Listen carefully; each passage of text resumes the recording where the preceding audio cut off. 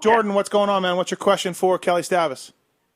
Yeah, I'd like to know, because I felt like Kelly cut off Jeremy Martin in the interview, and she went straight to Blake Baggett. I was like, what's going on? Kelly, why do you hate Jeremy Martin? Well, he just didn't rub me the right way.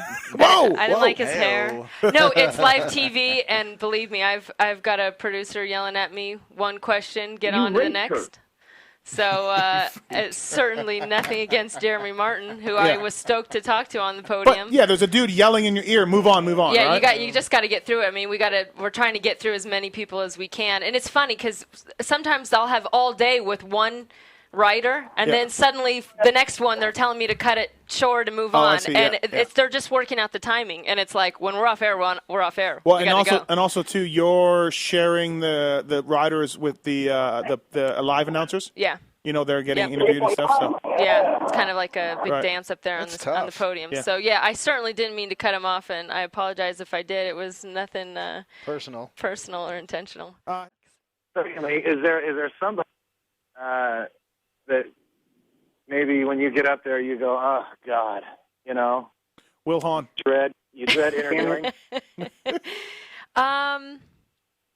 There's certainly no one I dread interviewing, but there are writers who are a little bit more savvy than others. Blake Baggett gives you nothing.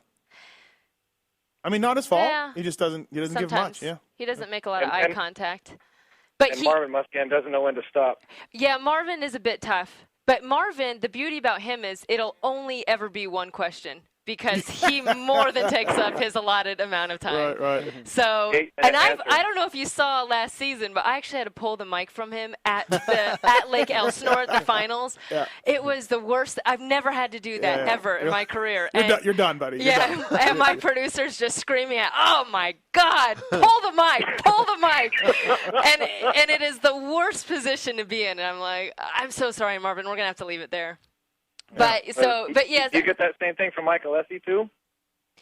Well, I haven't interviewed Mike this year. I remember last year there was a point where he was thanking his bus driver, and we were like, okay, it's gone too far. All right, we are pulling the mic. But actually, I feel like a lot of the guys are improved even from last year for some reason, or maybe they feel more comfortable with me, but they seem to answer the question a little bit more instead of just going into their normal spiel. Yeah.